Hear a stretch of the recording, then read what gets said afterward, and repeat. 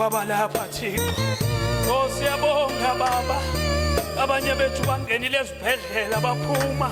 uNkulunkulu wethu onamandla onke siyabonga ukusigcina kule ndawo Baba, sifuna ukubona ngenye imini athi uJohane asikabonakala into esiyo kodwa mhla wabonakala thina tesabonakala Thixo wena Nkosi uyovela empilweni zethu Thixo wethu onamandla siyasondela na kwi-altar lakho baba wethu ekseni sizokudumisa sithi asimbonanga njengawe asimbonanga ngalinganiswa nawe unguThixo wena izolo unguThixo namhlanje unguThixo ngonaphakade wena wedwa uyabongeka wena wedwa uyasukiseka ekseni sitsho njalo ngangamshela yezulu ekseni sitsho njalo maqhoba ayakhawuleza ekseni sitsho njalo ndinguye endinguye ekseni sitsho njalo libo lethu sitha simbonanga omnye uThixo ngaphandle kwakho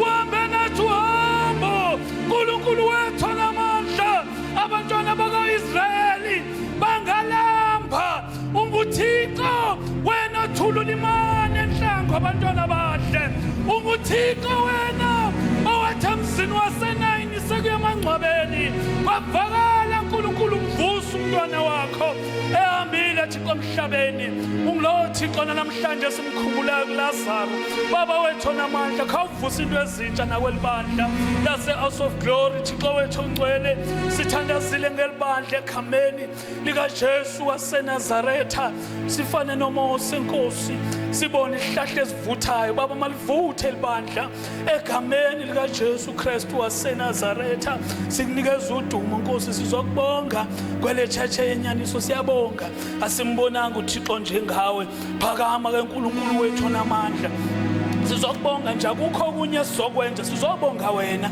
ubusigcine kwade kwangoku bazalwane bengalithola nibandla abelingake likhuleke kanye nami sike sibonge bazalwane umusa esisekuwona nomusa uNkulunkulu asithwele ngawo uNkulunkulu wethu onamandla haleluya haleluya bengalithola nibandla elibongayo ekseni khamo dadila masena dabana ibandla elizoma ekhulaya kaphena sini ishika phaina thili mathena sai ikephena thile mathila basila uNkulunkulu wethu siyavuma uThixo uNkulunkulu wathi abakhona bayathetha uNkulunkulu asibemba uNkulunkulu abanye bayabonwa uNkulunkulu wethu onamandla kodwa thina sidumisa lo ngabonwayo akekho njengawe Thixo wethu ongcwele sisibongo ekseni sithi phakama ngwele church nali ibandla lakho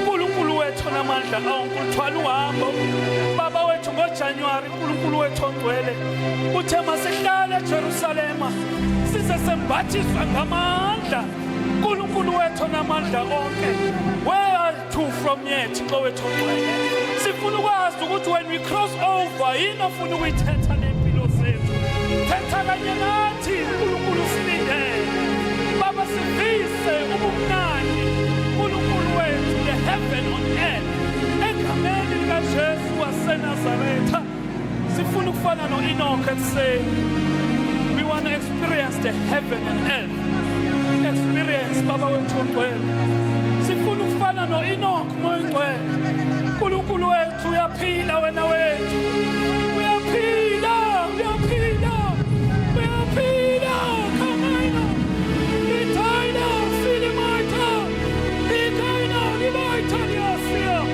ikamaina liabosieta unguthixo wena wethu ungcwele ungcwele ungcwele ungcwele ungcwele ungcwele ungcwele ungcwele ikamama babasili ikamataliana sieta ilana sieta labasiana ungcwele Nkosi ungcwele baba sisabuwe kamaita wasihlala phela magebhugebhu usawela imfula igcwele kamaita imlilo athi uIsaya siwelile sangahavuka kamaita dile madina siyama nendoda thina uNkulunkulu wethu nemivimbo yakho thina siphilisiwe baba wethu abanye baziva inhlungu ngapha nangapha kodwa Nkosi sizokhulula ilizwi ukuthi ngemivimbo yakho thina siphilisiwe egameni likaJesu Kristu waseNazaretha. Busa kule ndawo, busa Moya Oyingcwele, busa Nkulunkulu wethu. Siyabonga Baba, siyabonga Holy Spirit, siyabonga Baba, siyabonga Nkosi, siyabonga Moya Oyingcwele ukuthi ukhona la kule ndawo. Oh Shama, from west to east, from north to south, Mokhandela sina Kamaita dila masena tapa dia kasina. Awenza okubonakalayo Moya Oyingcwele phakathi kwethu namhlanje. Asizuphuma Moya Oyingcwele ukusingakuvanga. Moya Oyingcwele siyanqaba ke emaholideni sikamvanga Moya Oyingcwele. Oh Shamaya sile. Bazalwane sifuna ukumvayela ezithethela kanye nempilo zethu. Haleluya. Haleluya bazalwane.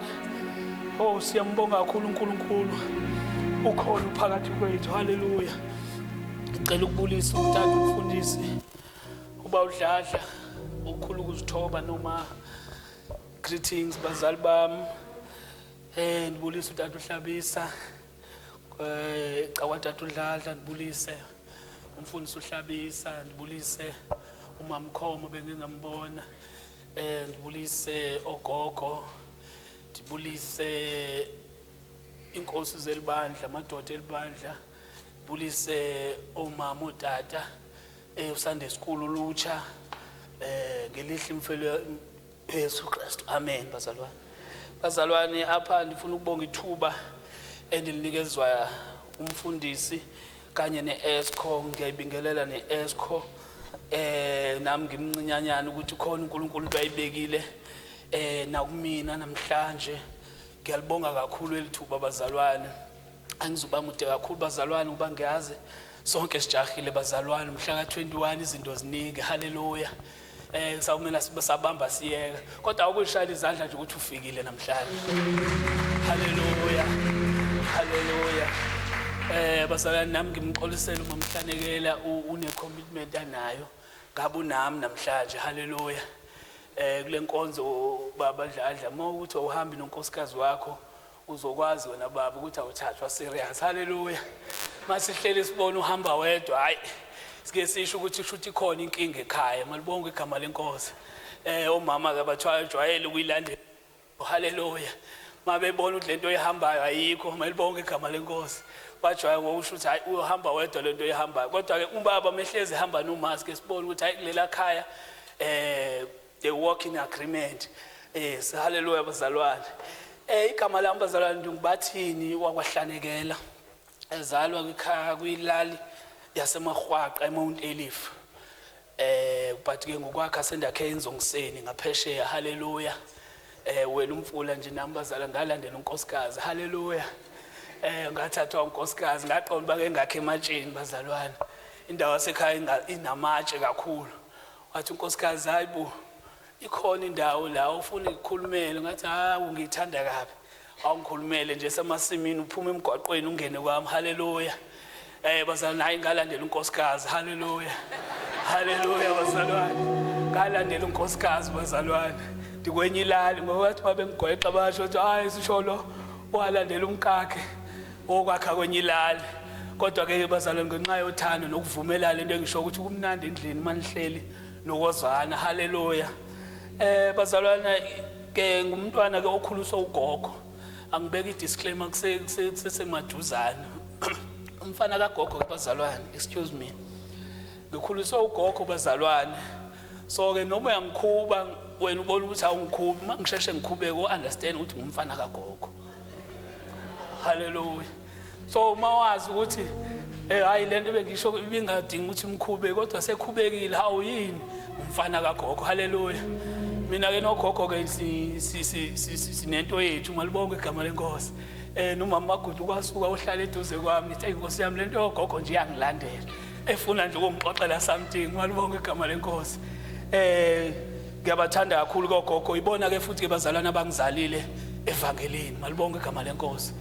Even if ke njengoba bengithiya one waste time mangukuthi ngiyasikhathi ngiyasidla ngicela ni understand ukuthi umfana kabani bazalwane umfana kagogo. Haleluya. Ngizalwe ibona ke bazalwane kwangakuhle neze kubalekile ukuthi ngikusho lokho ngiveze ibackground yami ekholweni kwangingakuhle nokubazalwane ngangihlaseleke kakhulu ngendlela eyisimanga insindiso nje ngangingafuni nokuyibona haleluya ngangithwetshula abanye bazokwazi ukuthwetshula abazalwane kodwa ke kwafika ogogo belibandla haleluya bacela nje ukufaka umkhuleko malibonke igama lenkosi hayi ke bazalwane bave bagida nje ngezwe izinto ziqaqeka haleluya ngezwe ngilibiza igama lika Jesu ngakani nokuthi liyabizwa malibonke igama lenkosi ngomama ke balenkonzo ngalandwa ayibona ke bazalwane ngime kule ndawo bazalwane namhlanje I just want to prepare you guys bazalwane uxolo bazalwane ngidila kakhulu neyouth so mangithi guys hayi ukuthi ngimthatha kancane haleluya ingazi ukuthi hayi ngithatha umzwile sethi guys hayi bazalwane ngixolele ngumfana kagogo ngengachaza futhi ngiyakhubeka haleluya bazalwane we want to cross over to 2026 and konke ke siyithathe kancane ubabudladla ujwayele ukuthi ayikho into angayithandi njenge birthday because ibirthday iyona evele kuvezele ifakele ipressure or inselelo if my Zulu is correct ukuthi what have you achieved abo othi baba uvela uthi mangibheka ngithi heqe uvalo mangithiwa ngiselebrate ibirthday soon as it apply what is it applies again ukuthi masiya ku 2026 masiqala unyaka omusha yini ekusuke siyilindele singabantwana bakaNkulunkulu haleluya u20 yabona lo 31 December mazi 31 sekuya kunyaka omusha bazalwane ziningi izinto uNkulunkulu esuke ezikhuluma ngalonyaka khona ezinye esezikhulunyiwe ku2026 kodwa lo 31st no matter ungaba busy kanjani no matter ifamily yakho ingaba involved kanjani but make sure ukuthi uyispendele ebukhoneni baNkulunkulu amen make sure ukuthi uyispendele ebukhoneni baNkulunkulu because uNkulunkulu khona into aziqaqayo ngale yasuku believe you me uyobuya next year ufakazi ngale yankonza amandla abo last year bazalwane just to share ubufakazi omncane I was asked ukuthi ngishumayele and uNkulunkulu wasebenza ngendlela eyisimanga ngumuntu webazalwane ukujwayela ukuyintshontsha 1-2 times ngeke ngihambe ngiyentabeni nami ngiyofuna ubuso baNkulunkulu so uNkulunkulu wakhuluma isimanga kumina engidlalela ivideo nje about youth because ngicabanga mhlawumbe ngoba elazi uthando lwami neyouth so wangikhombisa labantwana who were walking bewulayini wangala 2 lane ukushona phansi and engikhombisa gama careers abo and amanye angikwazanga ngisho kwafunda but indlela ababegqoke ngayo uyayikhombisa ukuthi kunodokotela lana kunonesi kunobani engaba nomona ke bazalwane ukuthi awunkosi wavuka ngikhombisa abantwana bakwenye ilali mina ngifuna ubusiseke la kwenye ilali yami haleluya so manje kwaphoqele ukuthi ngangiyikhulume lento ngoba irelevant abantu abasha babekhona impela ngithi khona into yangihlebela yona ebazalwane akuzona zonke izinto ezikhulunywayo haleluya kodwa lena kwafika ukuthi ngake ngiyikhulume kubantu abasha uNkulunkulu wakhuluma wathi kulonyaka ka2025 abantu abasha bazosebenza bonke in my community haleluya bazalwane ngathola imessage it was February umfana ese Cape Town uyangixoxela uthi no bathi niyazi ngila eCape Town izwi olikhuluma kule ndawo ngalithatha ngalifaka kumina I'm in a training manje emaphoyiseni eWestern Cape haleluya umuntu osehlale for many years engasebenzi ungangihamba bazalwane kodwa uNkulunkulu wawenza umsebenzi haleluya wathi eqeda lapho ngabe ngifisa ivenye iphone call futhi omama futhi walapha yena ethi bathini nginendaba ezimnandi uzukulu wami has become first in the whole Eastern Cape region haleluya ube unumber 1 wahlula bona bonke washaya ngo 100% in all learning areas haleluya bazalwane haleluya ngashaya izandla kulondawo ngifuna nje bazalwane ukucacisa ukuthi we need to know ukuthi siwobani kuNkulunkulu haleluya na ukuthi uNkulunkulu yini asibekele yona so ngathi ke mangithinta ngahlangana neverse lapha kuDeuteronomy uDeuteronomy chapter 18 verse 15 ukuya ku-22 lifundeka kanje bazalwane. This is not the main verse but ngifuna ukudlula kulona kancane. Deuteronomy 8 chapter 18 verse 15 ukuya ku-22. True and false prophet, isihloko sakhona. Moses continued, the Lord your God will raise up for you a prophet like me from among your fellow Israelites. You must listen to him, for this is what you yourself requested of the Lord your God when you assembled at the Mount Sinai. You said, don't let us hear the voice of the Lord our God anymore, or see blazing fire, for we will die. Then the Lord said to me, what they have said is right. I will raise up a prophet like you from among their fellow Israelites. I will put my words in his mouth, and he will tell the people everything I'll command him. It's my verse 19. I personally deal with anyone who will not listen to my messages. I personally deal with anyone who will not listen to my messages. The prophet proclaims on my behalf. Verse 20. But any prophet who falsely claims to speak in my name, or who speaks in the name of other gods, must die. If you are a prophet of prayer, when God is revealing something, hallelujah. Kuyabiza bazalwane, umthandazo nje bazalwane akuyona into elula. Umthandazo unzima kakhulu. So ngenxa yokuthi uNkulunkulu wayesazi ukuthi siyofika nalesi sikhathi sinje sama false prophet. So God has prepared us ukuthi masifika lesikhathi we may know how to discern. Hallelujah bazalwane. Because siyamkhumbula no Jeremiah was a weeping prophet. iBhayibheli liyamchaza. No Elijah ngimthanda kakhulu ke. uElijah ngithanda lo wamangaliso wakhe lo ohlisa imvula malibonke igama lenkosi. Ndimthanda ngoba wayemane ethi khawuhambe uyocheka. I think he went 7 times eyomane uyocheka uba hayibo ayikenzeki nalento benitheze yenzeka. Hallelujah. Ngisho ngabantu ke bazalwane abantu abahlalayo uNkulunkulu malibonke igama lenkosi. So ngabonga kakhulu ngalabo bufakazi ngoba kwangiprovela ukuthi cha ngempela ayishuthi angena umprofeti wamanga. Hallelujah. Hayi izwi liyasho bazalwane ithi umprofeti onjalo mangenze njani bazalwane makafe if ukhuluma into engayikhulumanga malibonke igama lenkosi. So izona izinto ke bazalwane esisigcinayo la ekholweni sikhumbule ukuthi awunkosi ngiyakhumbula ungenzela u1 and 2. Hallelujah. Uthi noma sekunzima bazalwane kodwa khumbula izinto akwenzele zona uNkulunkulu. Hallelujah. Ngalama small nje things akuzwisa wona uNkulunkulu awukumbonge ngawo. Hallelujah. Kuncane bazalwane ngabuya kumncane but if uNkulunkulu ezokwenza izinto ngawe bazalwane ende bese kuzwisa ubumnandi. Hallelujah. Omncane bazalwane ukuthi lento sikuyona iyaphila. Hallelujah bazalwane. Without wasting any time bazalwane, I would like us to go to the book of 1 Corinthians chapter 2.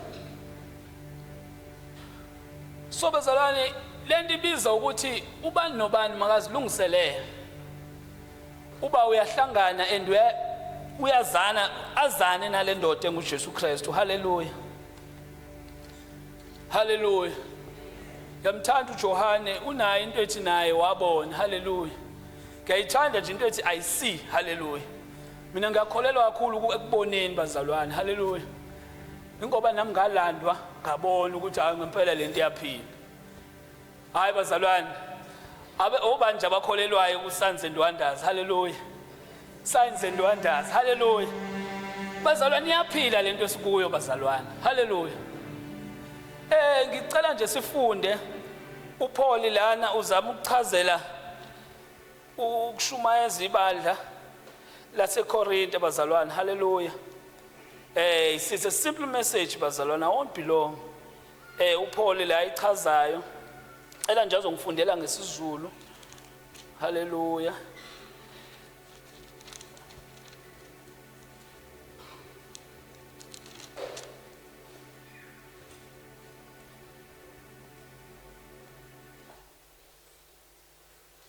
First Corinthians chapter 2 from verse 1.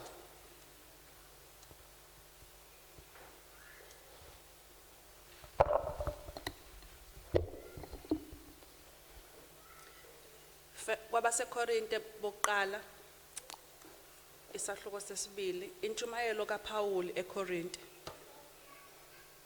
Nami bazalwane ekufikeni kwami kini angifikanga ngobungcweti bokukhuluma nobokuhlakanipha, ngimemezele kini ubufakazi bukaNkulunkulu ngokuba nganquma ukuthi angiyukwazi okunye phakathi kwenu kuphela uJesu Kristu lowo obethelwe esiphambanweni.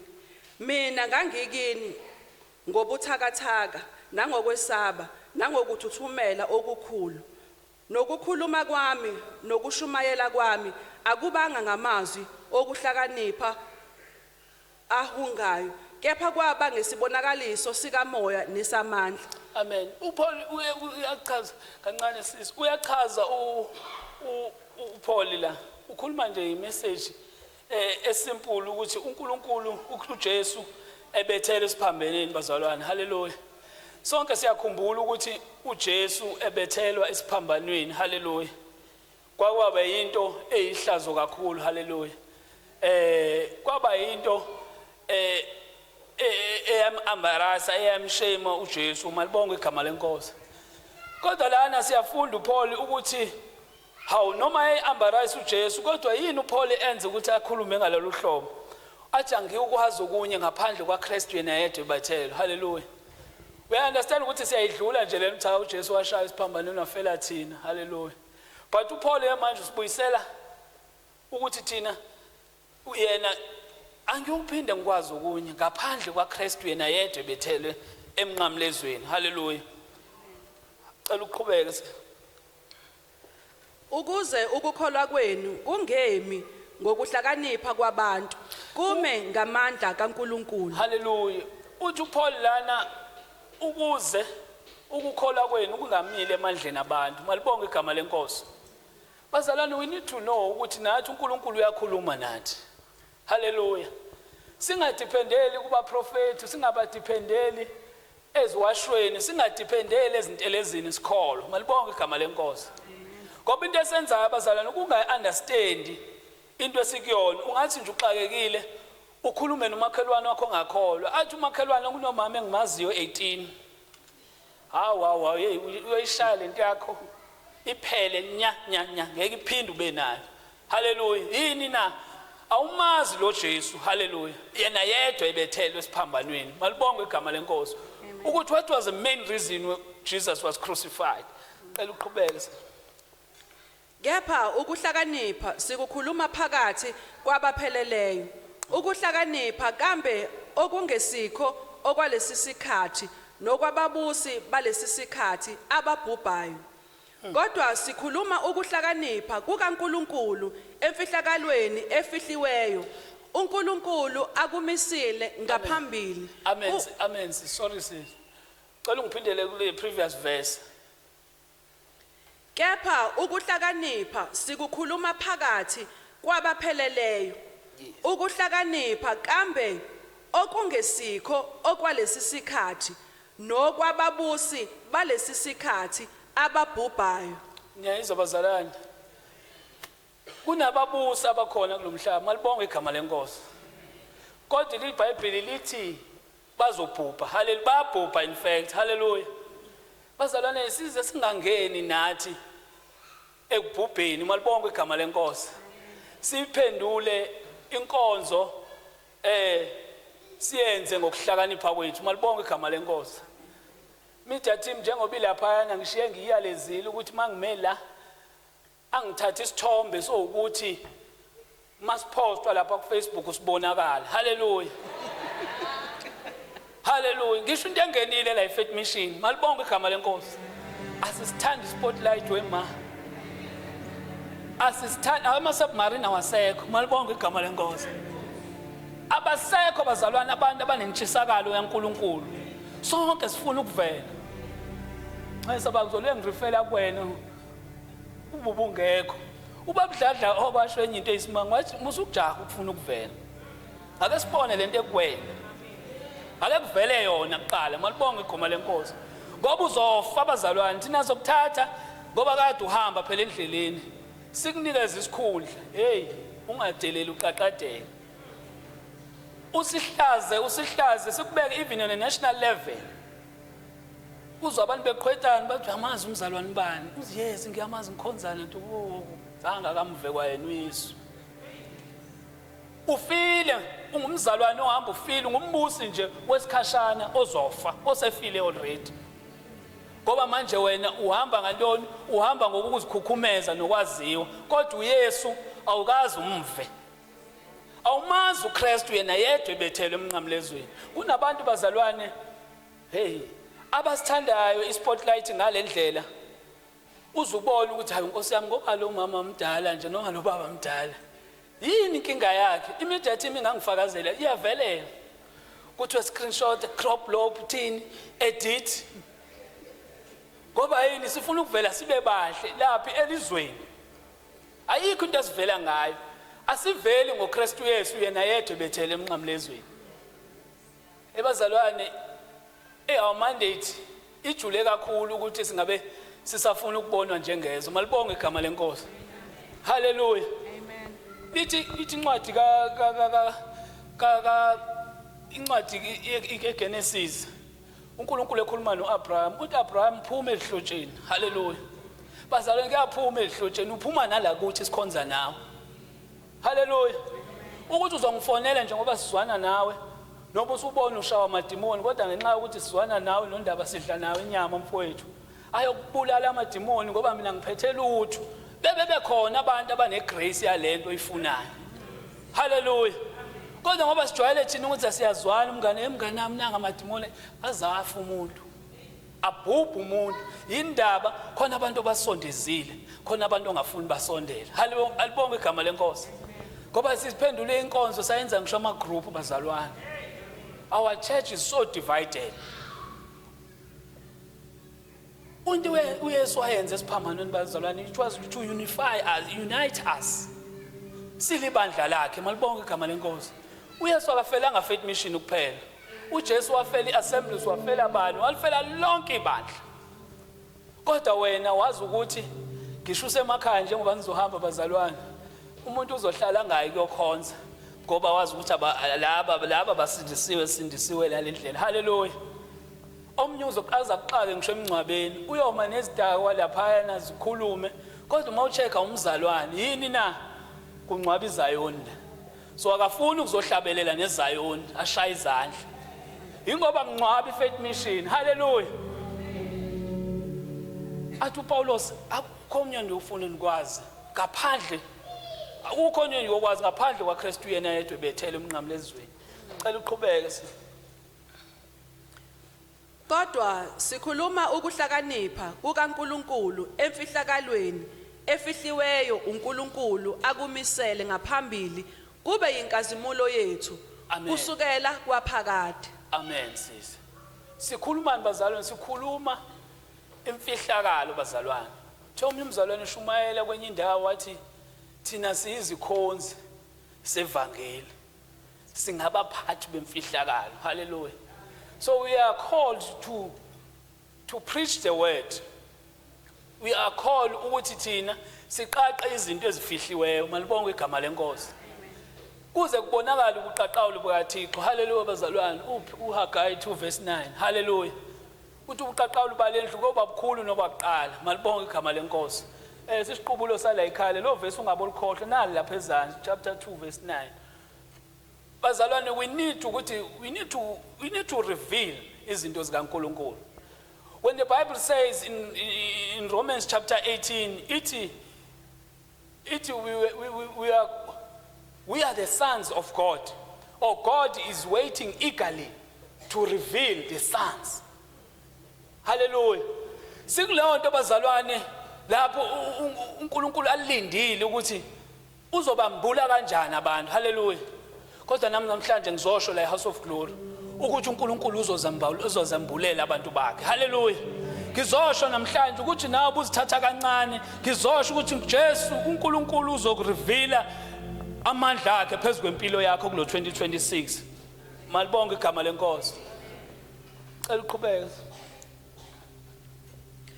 Kodwa sikhuluma ukuhlakanipha kukaNkulunkulu emfihlakalweni efihliweyo uNkulunkulu akumisele ngaphambili kube inkazimulo yethu kusukela kwaphakade okungaziwa namunye wababusi bakulesi sikhathi ngokuba uma bebekwazi babengayikuyibethela esiphambanweni inkosi yenkazimulo kepha njengokuba kulotshiwe ukuthi lokho iso elingakubonanga nendlebe engakuzwanga okungavelanga enhlizweni yomuntu uNkulunkulu akulungisela abathandayo ngokuba kithina uNkulunkulu kwambulile ngomoya ngokuba umoya uhlolisisa konke. Yebo. Amen. Ngicela ubambe lapho kancane sithi sifake nje umunwe lapho. Lisizwe bazalwane umoya uhlolisisa njani konke. Hallelujah. Kunzima ukuthi umzalwane oseduze kwakho angakuxelela ukuthi awukholwa wena. Nawe bese uhlala phansi. Uthini umoya okuwe? Uthini ngevangeli lelo walamkela? Hallelujah.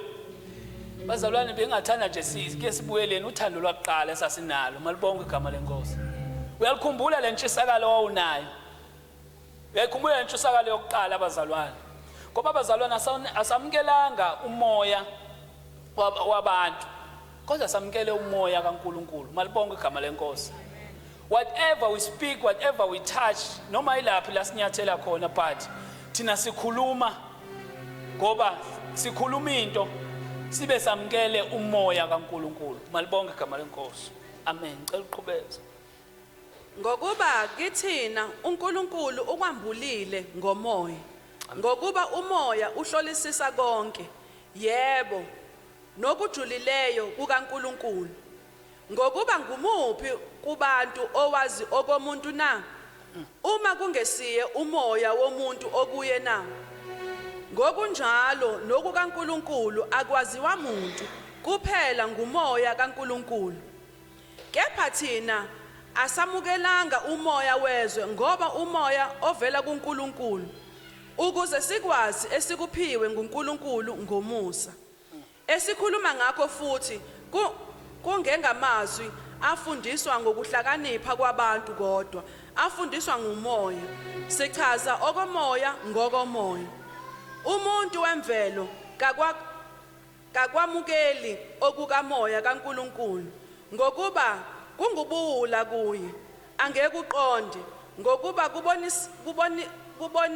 kubonisiswa ngokomoya. Kepha ongowomoya ubonisisa konke kodwa yena kubonisiswa umuntu kabonisiswa umuntu ngokuba ngubani owake wazi umqondo wenkosi ukuba angaze ayifundise na kepha thina sinomqondo kaKristu. Amen. Cela from verse 13 ungifundele ngeEnglish uye phansi.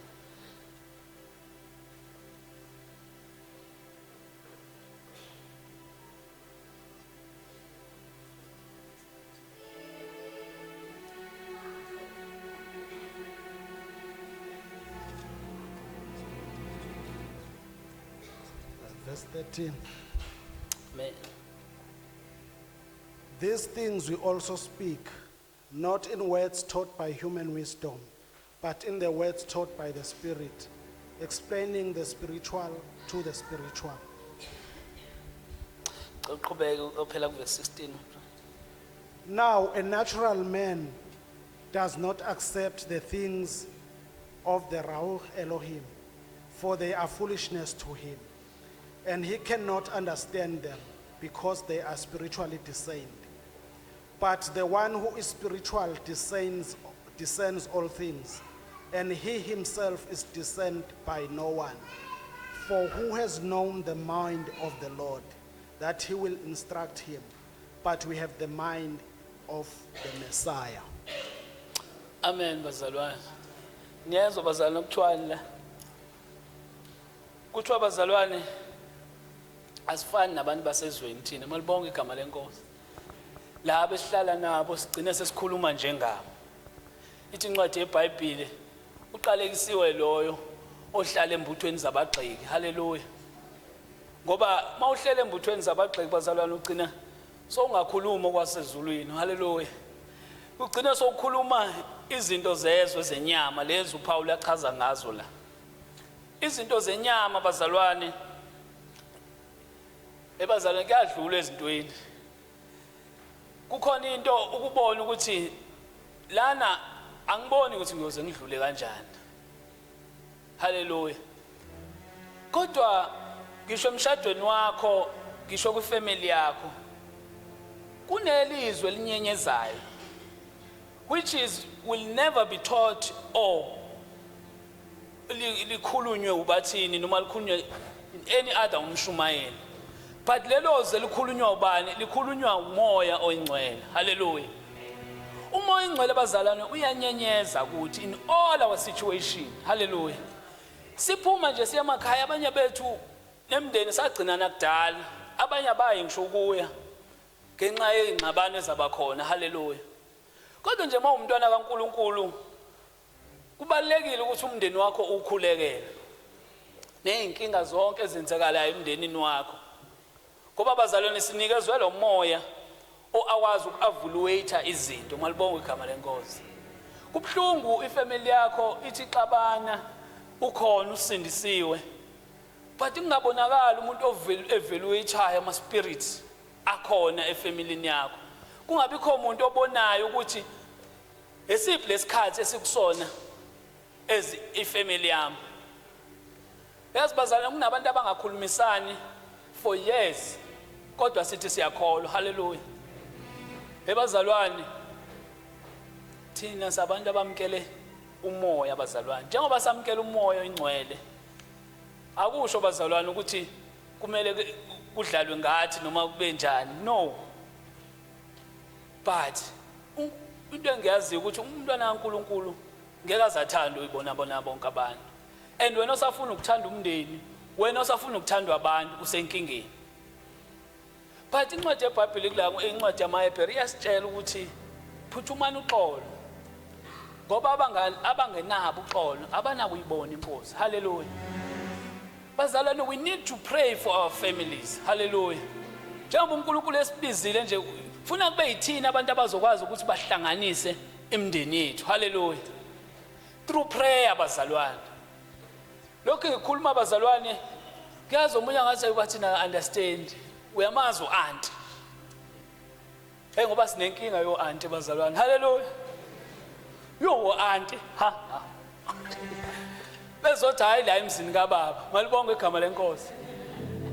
Hayi la emzini kaBaba. Akuxaka uAunty uthi usabathe hayi. Kodwa kubiza umuntu onomoya kaNkuluNkulu. Hallelujah. Nokufaka nje omncane bazalwane. Mina ke usisi wami wayithi ufuna ukukhishwa asiswe la isibongweni sakhe asiswe aganele kusona. Ngabe sengithe lami hawu ngoba kade nahlala nje nalomuntu okubi lokukhishwa okufunayo. Ngizibuzela nje mntasekhaya. Ayingaphenduka umuntu omubi. Hayi wafona uAunty bangisho. Mina abazalwane ngaphiwa ke ubula nje uNkulunkulu angipha ubula ukuthi no matter bantu abasho umuntu omdala ngathini kuwena, you must never respond.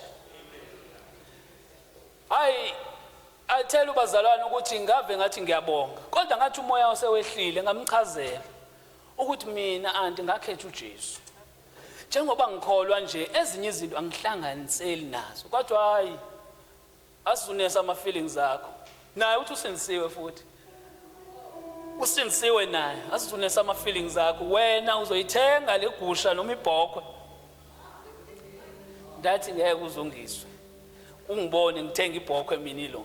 Ngifuna ukutshela abazalwane ukuthi kubalekile ukumela uNkulunkulu noma ubone ukuthi noma ungawuthanda kangakanani umndeni wakho. Iyasho incwadi uthi uNkulunkulu Abraham phuma ehlotsheni. Bazalwane ake sihamba nje siya kuDisemba, ake sihambe siphumile ehlotsheni noma uhleli nabo kodwa uphumile. Uthi uhleli nabo bese axoxa kube khona into ezizuzayo la ngaphakathi kuwe. Ubabhekile in the spirit ukhuleka, hallelujah. Uhleli nabo uvinto eshoyo apha emzimbeni wakho uthi uze umkhuleko uqala, hallelujah. Uze umkhuleko uqala uhleli nawo ufika ubuthongo basezulwini, hallelujah. Ungazange wababizwa abathandazela. Kodwa we need to intercede about our families. Ngifuna ukutshela ke ihlazo ukuthi uNkulunkulu wenzanani mawukuthi uzomhambela ngoback door. Luckily ngangayivuma lembuzi. Yakhula ingane yalala eGrace. Wafika umfundisi uNgubane wakhulumizwa, I think it was Luke chapter 30 ukuthi masingamkeli okwaNkulunkulu kuphela kodwa masamkele yena uqobo. Yes, I think lalisho njalo. Umfundisi uNgubane wangaphezulu wafika wala Faith Mission evakashile ezwile ukuthi kunengane egulayo wangena wafuna ukuthandaza. Usisiwami bazalwane waphakamisa isandla wamamkela uJesu. Ngizothi bazalwane, hey, what if ngangiyithengile lembuzi? Ngabe ngihlazile ivangeli. Ngithi manje wena siwamkela uYesu bathi uyemkhulu. Into engayivanga lo mfundisi oze naye esibhedlela eGrace. Wathi masingafumani singamkeli izimangaliso kuphela. Kodwa masamkele asifune yena asifune asamkele naye uqobo umnikazi wezinto. Bazalwane ivangeli alilahlwa ngoba ukwenye indawo, hallelujah. Alilahlwa ivangeli ngoba uhleli nezinye izizwe, hallelujah. Uthi uPaulus preach in season and out of season. Yaza kumnandi kanjani bazalwane ukuhlala wazi ukuthi uNkulunkulu awumkoloti lutho. Umnandi kanjani wazi ukuthi ngisho singaxabana manje mase sibuyisana kodwa sizobe sihloniphana, hallelujah. Mase sibuyisana sizobe sazana ukuthi mina ngila wena ulapha. Awusondele endweni zami, hallelujah. Mina bazalwane ngifuna ukusho ukuthi uNkulunkulu uyakwazi ukuthi akusize nasezimeni mawuzomela nje ivangeli, hallelujah. Muzosho nje njengoPaulus uthi angiwukwazi okunye ngaphandle kwaKristu yena yedwa Bethel. Yazi abanye abafethu badla ihunga, ngiyazi izingane zakho ezinye sezizinikele kuma-drugs, ngiyazi ezinye zisabuyi nasemakhaya, hallelujah. Ezinye ingane uyabona ukuthi hey ungazi ukuthi hayi angiyiboni kusasa la, hallelujah. Kodwa ngifuna ukutshela into eyodwa namhlanje ukuthi cela ngikhumbule lamazwi asho uPaulus uthi angiwukwazi okunye ngaphandle kwaKristu yena yedwa Bethel esiphambanweni, hallelujah bazalwane. Angiwukwazi okunye ngaphandle kwaKristu yena yedwa Bethel emnqamlezweni, hallelujah. Bazalwane we need ukuthi sijule kakhulu ngale wisdom uPaul ayichazayo la. Ukuhlakanipha nje ongakuthatha kuhambe nayo the long way. Kodwa bazalwane kubiza ubani abantu abazohlala kuphi emkhulekweni, hallelujah. Abantu azohlala benxusa njalo bazalwane, malibonke igama lenkosi. Kunezwi laphana ku1 King chapter 18 verse 36. Cela ungivulele lona.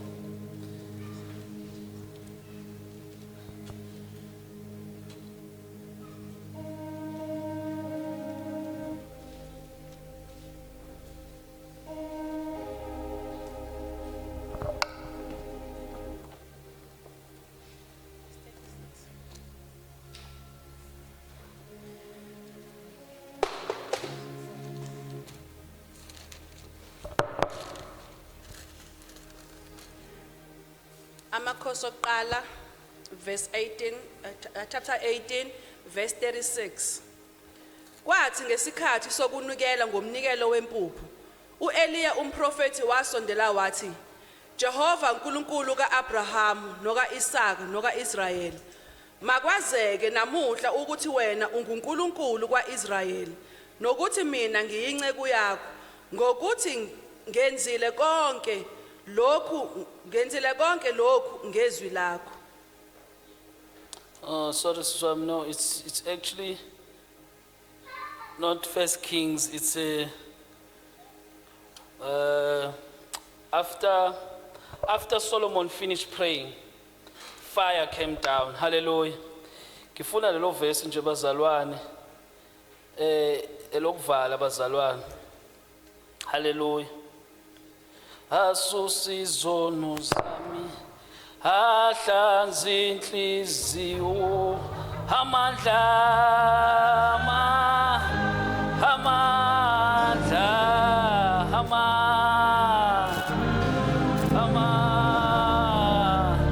bongisho amandla ke amandla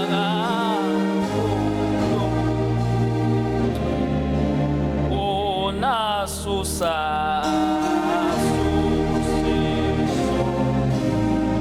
onahlanza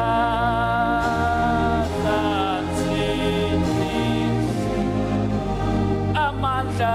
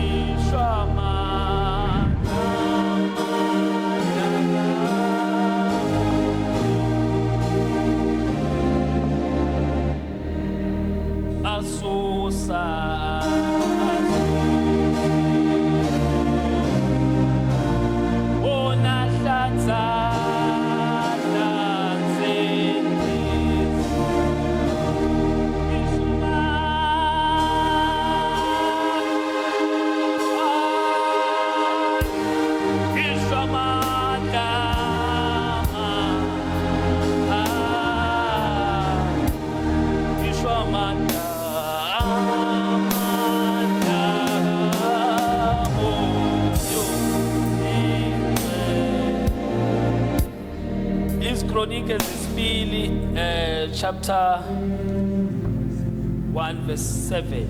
Hallelujah. Amen.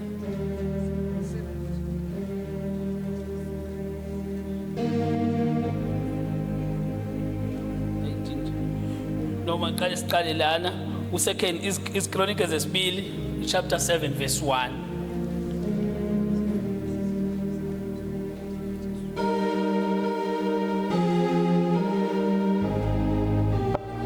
Chronicles esibili chapter 7 verse 1. uSolomoni eseqedile ukukhuleka kwehla umlilo ezulwini wadla umnikelo wokushiswa nemihlatshelo inkazimulo kaJehova yagcwalisa indlu. Amen. Bazalwane nansi ke lenkazimulo iyakhulunywa la. Ithi incwadi eBhayibheli after Solomon has finished praying, fire came down. Bazalwane besingabathola yini abazalwane abazothi mabekhuleka behlisa umlilo osuke emazolweni. Besingabathola yini abazalwane ukuthi sekwaba khona ngisho abaprofeti abanikezwe ama-platform angcono kunayo evangeli leqiniso. Kodwa abantu abazokhuleka ngisho ama-devil worshippers ezumlilo. Hallelujah. Ngoba bazalwane sesikhonza nama-devil worshippers. Hallelujah. Sesikhonza sesimamema abanye ukuthi bazoma basishumayeza. Hallelujah. Kodwa akekho bazalwane abakwaziyo ukuthi bahlole. Hallelujah. Sifuna abazalwane abazoma bazalwane. Njengoba siya ku-2026 nje ngizomema bazalwane ukuthi ubani nobani ozizwayo akasijoyine. Sicela nje abazalwane abazizwayo bazalwane ukuthi ngeke singene ngoba amadimoni angale ka-26 awesi kunala ka-2025. Hallelujah bazalwane. Ingxaki esizodibana nazo ngaphambili ziwesi ukudlula lezi. Sicela abantu abazokwazi ukuthi when they finish praying ube nezinto abazibonayo. Ukuze singahambi silibandla sihamba nje kodwa sazi ukuthi kahle kahle abekho abantu abakhuluma ukuphila phezulu kwempilo zethu. Hallelujah. Ngoba siyahamba bazalwane singahamba from this mountain intaba kuthiwa kunemvuselelo lapha kunemvuselelo but uvuba awuyifumani lento uNkulunkulu ayifuna ukuyikhuluma ngempilo yakho. Hallelujah. Ngoba sandelwa ukuthi manje sifuna ukubona ukuthi sigcwalise inamba. Haleluya. Size sibiza abantu esazi kahle ukuthi hawu masibize umfundisi uAphe into ezogcwala le House of Glory ngokwe attendance. Haleluya. Sifuna abantu abazoba nentshisekelo ukuthi makuthiwa kunama conferences kugcwale bazalwane nimeme kodwa kube kuzoshumayela umzalwane wala ebandleni. Haleluya. Manje size sizame ngisho kuyouth sithola kanzima. Uyazi umphathi wami usitha sihlezi siba nezinto ozokheka abantu abasha. Hayi sizoba ne movie night. Hayi sizoba sizodlala namhlanje sizokwenzani. Yini bazalwane? Abantu abasha bafuni ukuthi manje bazisondeze uNkulunkulu. Bafuna into ezobadlalisa. Kodwa kulo 2026 abantu abasha sibafuna abantu esizobabiza ukuthi sizodlala bazalwane. Amadimoni aphumile athe bhe. Sifuna abantu abazoma sibafica abantu abasha sebeqalile sithi sunasena sinasana khathana lana basiya ikamathena lebosiya ikapathena silimathena ikapaphaitha thile masayini bebe behamba lendlu begcwalisa lendlu nithi nifika bazalwane abantu abasha bephakamisile izandla behlotshisiwe ngobungcwele. Sifuna abantu abasha ngo-2026 abazogcwala umlilo. Sifuna abantu abasha ngo-2026 abazozimisela ukuthi mina kuyokwazi okunye ngaphandle kwaKristu Yesu yena yedwa bethele umnqamlezweni. Bantu abasha niyazi ngokusindiswa kwenu imndeni yenu iyakhululeka ezintweni. Mina kwami umndeni kwakunenyikitsha yokufa. Sisele sibathathu siyamadoda mina nobaba omncane kuphela babili nomunye kade lahlekile. Praise to God. Kuthandazwe kwelibandla watholakala. Hallelujah. Hallelujah bazalwane. Kwaba nemuvi nje ngihleli lapha ngemuva hayi ngawumemezi kathawu ngeke nobaba omncane. It's been ages lahlekile. Ingoba ngizwe into egijima la endlini ukuthi kule atmosphere khona izinto ezingenzeka. Bazalwane kwabuya uzamxolo emabridgini leGoli. Kwakuthiwa kangabi nazikhukhula wemama wakhumbula ukuthi wayizalwa nabantu. Kuthandazwe phi bazalwane? Kuthandazwe la. Nango 2026 let's go in that spirit bazalwane. Ake sigcwaliswe ngamandla kaMoya Ngcwele. Lithe mayiqala unyaka kwathiwa hlalani eJerusalema nize nembathiswe ngamandla. Kodwa mina ngizonikhulula ukuthi hawu bazalwane nithi senimbathiswe ngamandla namamkela noMoya Ngcwele. Haleluya. Kodwa qondani into enye njengoPaul esho ukuthi nina anamkelwanga imfundiso zabantu basezweni kodwa namkele amandla kaNkulunkulu. Haleluya. Ubuhlakaniphe ninako bazalwane. Uyazi uNkulunkulu bazalwane uzosifundisa nendlela yokuthandaza. Haleluya. Uzosifundisa nendlela yokuthandaza ukuthi sithandaza kanjani kwizimo ezahlukeneyo. Ngalibonga igama leNkosi. Haleluya bazalwane. uNkulunkulu wabangikhombisa enye into abazalwane umshana wami wayengaphilile. Ingiphatha kabi lento. Bayazi abazalwane esihlanganyela nabo ngangayishare. Hlezi umshana kuthiwa in and out ezibhedlela ku-medical clinic. Bani Grace kuthiwa hayi ke siyahluleka kaye Grace. Uthe linye ilanga ususame ngifonele sisila eduze imethi. Awu ngahlala ngezwe nje inhlizweni yami. Ngezwe ubuhlungu ngathi Nkosi ngiyingceke yakho. Sengaba nomshana onesifo sokuwa. Ngikholwa. Ngahlala ebhentsini wathi ekhuluma umama eduze kwami uyangazi mase ngithi uvela ngiyeke. Ngahlala ngathi Nkosi ngikholwa. Ngifumtshela abazalwane ngambiza ngicela abavakashe bonke. Afika ngabaguqisa la bonke ngabaguqisa. Ngoba uhlakaniphe abazalwane ufuna uNkulunkulu akufundise asifundise nokuhlakanipha singenze enye singathi umuntu egulelele babudladla esibhedlela umuntu usegulela ukushona simbeka izandla thina simbeka egama likaJesu egama umuntu simenza bazalwane uNkulunkulu akasifundise siuhlole nomoya siulawule nalomoya. Haleluya. Omnye uvela ubona ukuthi nale pulpit lilihle kanje siyabonga bazalwane leli pulpit selidala kakhulu. Uba kuthiwa kwezinye indawo ngekudala lapha ehlile. Ngoba abantu abakwazi bazalwane bahlupha abazalwane uthi uhambe nabo baqala. Uthi uyovela emzini nje hey kushoniwe la hey. Hayi yavela sibamba amandla uvela ubone Nkosi yami. La bese kubona. Bazothi lento esizokubona. hawu ngeke bazalwane, hawu sase sesivutha kanjena hey ushoniwe la, thina sizokhuluma izwi. Haleluya. Ake sihlole nendlela esifika ngayo ngoba imiza kukhona. Bazofika sesisho ngezilimi, sesisho kunogogo nje abasho ukuthi hey bantu bami, nathi izulu siyakulona, siyanibuka nje, nizenza ungathi ezulwini niyanodwa. uNkulunkulu ufuna sifundise ukuthi ngisho noma lapho la sifika khona makube newisdom. uNkulunkulu asihlebele ukuthi no, la ube nezitracker zakho ukuthi sibani wena uzo-achecka ngala, sibani wena uzo-achecka ngala. Ngobani uNkulunkulu sesifundisile ukuthi thina njengoba simzimba kaKristu uyophela nani into amaqembu bazalwane, ngoba sosuke sazi ukuthi ubani nobani siyamdinga. Njengoba mina ngingakwazi ukuhlabelela nje njalo namhlanje ngikizama bazalwane, ingoba akekho umajali bazalwane. Haleluya. Kube bekhona bengizomnika imic alingihlabelelele, kodwa safundiswa kule nkonzo kwathiwa uzohlatshelelwa unkosikazi kwaba upho wakho. Uthi ngicela ungihlabelelele mama uNzuku, ukuthi hey upho wakho. Ngifuna ukuthi bazalwane asibe nayo le mentality ukuthi masifike ezindaweni mangihamba nje nabazalwane, bazi abazalwane uhamba nabo. Nithi nihamba nje ngisho ningena nithi niyovela emzini, hayi sifike ngestrategy. Sasifike ngestrategy ukuthi one lapha siyowenzani, sibe negame plan. Singahambi nje amakhola ukuthi hayi siyobona siyoveza amehlo. Hayi, masifika lapha masifike siwina imphefumulo bazalwane. Haleluya. Ngifuna ukutshela ukuthi bazalwane ngabaguqisa labantwana baba u6 phambi kwami. Ngabakhulekele nawe wesithathu. Nje mangifika kuyena ngathi Nkosi uyazi mina angazi lutho, ngimncinane, kodwa wena Nkosi othe mangikwenze empilweni yalomntwana baba isikhathi sakho le yenza umsebenzi. Ngifuna ukutshela abazalwane ukuthi yadlula inyanga eyodwa ngachecka umshana unjani, athi u-anti hayi umshana akanalutho.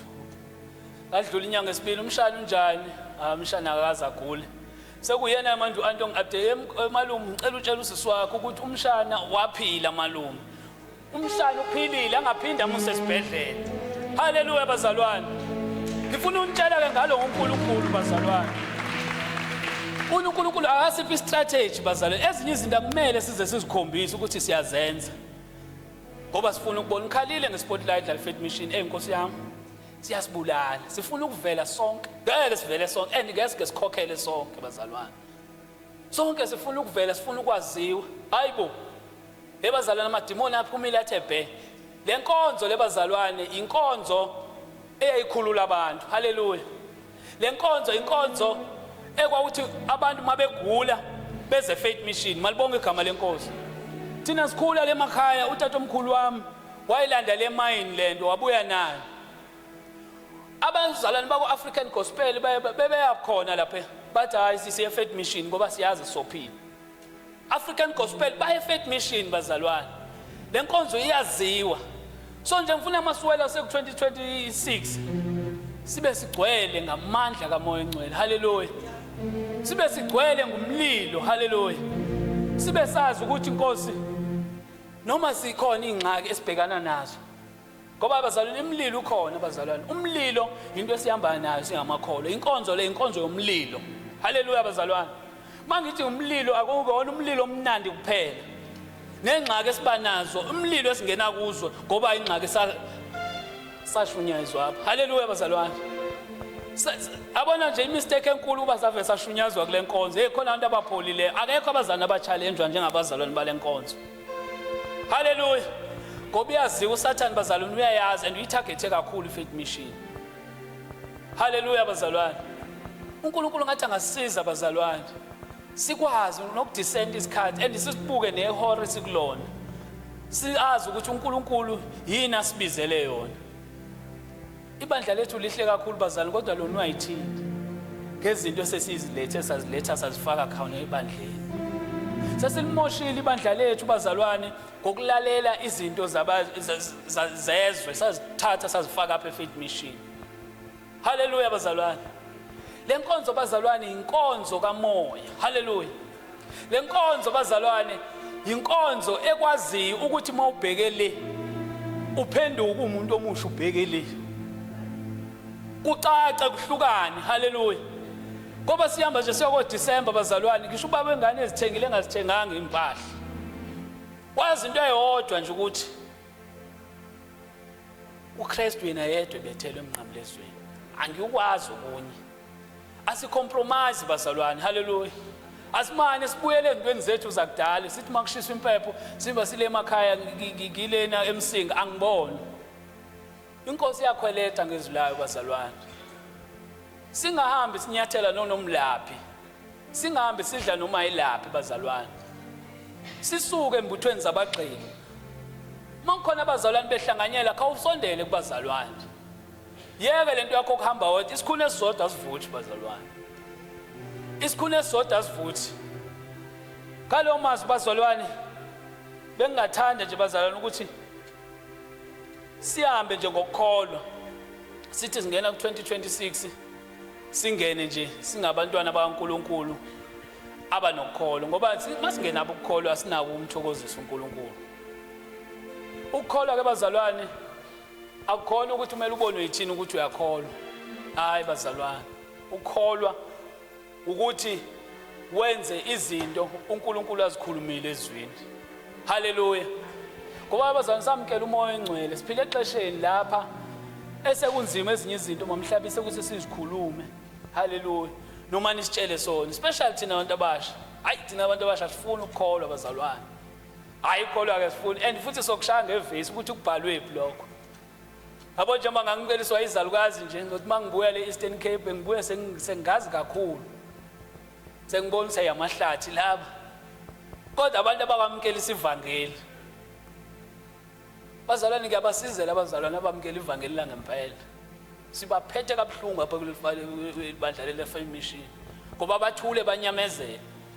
Banyamezele thina. Malibonga igama lenkosi.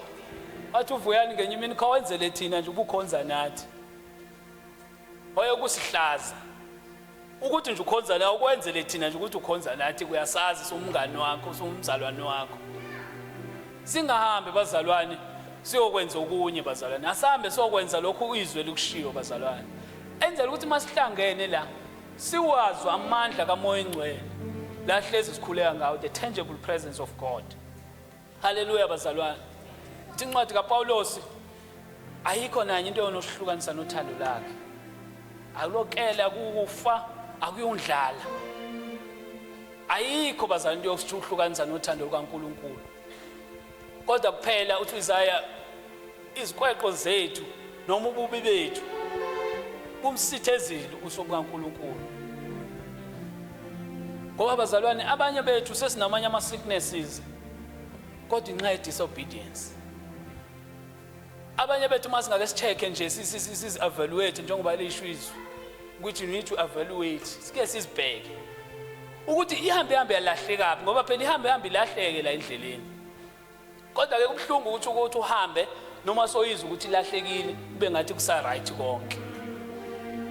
Ake sithi masingena ku2026 singene nje freely.